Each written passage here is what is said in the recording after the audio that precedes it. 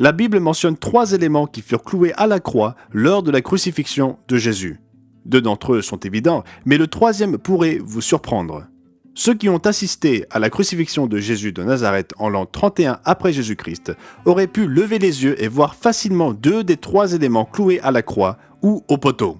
Le 3e élément, qui était invisible à l'œil nu, est incroyablement important pour ceux qui vivaient à l'époque, mais aussi pour nous aujourd'hui. Alors, quels étaient ces 3 éléments cloués à la croix ? Dans cette vidéo, nous allons répondre à cette question à partir des pages de la Bible.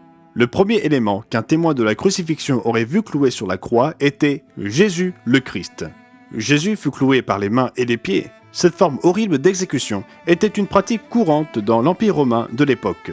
Lorsqu'il fut suspendu à la croix, il avait déjà été battu, flagellé et était exsangue. Son passage à tabac fut prophétisé des siècles à l'avance par le prophète Ésaïe, qui dit « Cependant, ce sont nos souffrances qu'il a portées, c'est de nos douleurs qu'il s'est chargé. Et nous l'avons considéré comme puni, frappé de Dieu et humilié. Mais il était blessé pour nos péchés, brisé pour nos iniquités. Le châtiment qui nous donne la paix est tombé sur lui, et c'est par ses meurtrissures que nous sommes guéris. » Alors qu'il recevait des coups physiques, il endura également des attaques psychologiques et des moqueries.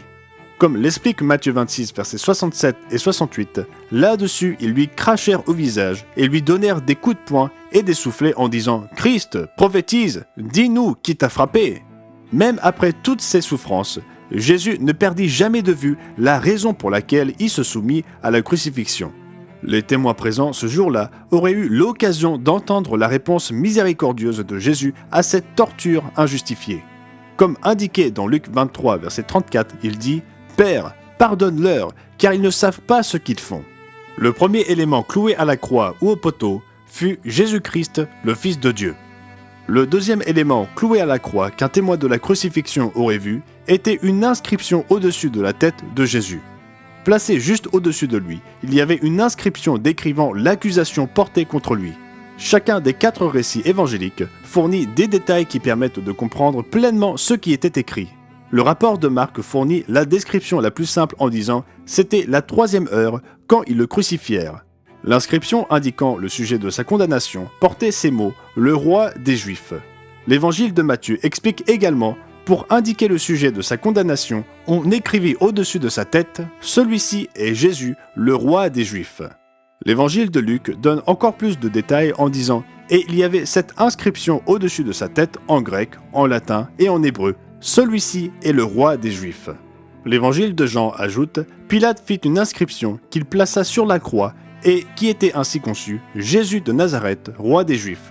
Beaucoup de Juifs lurent cette inscription parce que le lieu où Jésus fut crucifié était près de la ville, elle était en hébreu, en grec et en latin. Les principaux sacrificateurs des Juifs dirent à Pilate « N'écris pas « roi des Juifs », mais écris qu'il a dit « Je suis le roi des Juifs ». Pilate répondit « Ce que j'ai écrit, je l'ai écrit. » Mis bout à bout, les récits évangéliques montrent clairement que le signe au-dessus de Jésus disait à tous ceux qui le voyaient « Celui-ci est Jésus de Nazareth, le roi des Juifs. » C'était le 2e élément cloué sur la croix. En revanche, le 3e élément cloué sur cette croix n'aurait pas été visible pour les personnes présentes ce jour-là. Les péchés de toute l'humanité étaient placés sur l'homme cloué sur cette croix. Le sacrifice du Christ fut préfiguré et symbolisé par l'agneau de la Pâque mentionné dans l'Ancien Testament. La Bible explique que le Christ est l'agneau de Dieu et notre Pâque. Il fut offert par Dieu le Père comme victime propitiatoire pour nos péchés. La vie de Jésus avait plus de valeur que toute l'humanité réunie, car il est le créateur de toutes choses. Et étant parfait sans péché, il était le seul qualifié pour payer l'amende pour tous les péchés.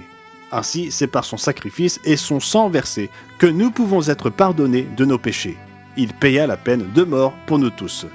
Tout comme Dieu l'a prophétisé des siècles plus tôt par le prophète Ésaïe, nous étions tous errants comme des brebis, chacun suivait sa propre voie, et l'Éternel a fait retomber sur lui l'iniquité de nous tous. Les péchés de toute l'humanité furent placés sur Jésus afin que nous devenions en lui justice de Dieu. Et par sa vie parfaite, Jésus nous laissa également un exemple de la manière dont Dieu s'attend à ce que nous nous efforcions de vivre.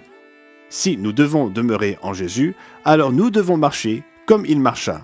Et comme l'apôtre Pierre l'a déclaré, et c'est à cela que vous avez été appelés, parce que Christ aussi a souffert pour vous, vous laissant un exemple, afin que vous suiviez ses traces, lui qui n'a point commis de péché, et dans la bouche duquel il ne s'est point trouvé de fraude.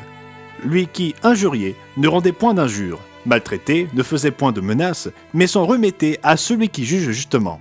Lui qui a porté lui-même nos péchés en son corps sur le bois, afin que morts au péché, nous vivions pour la justice.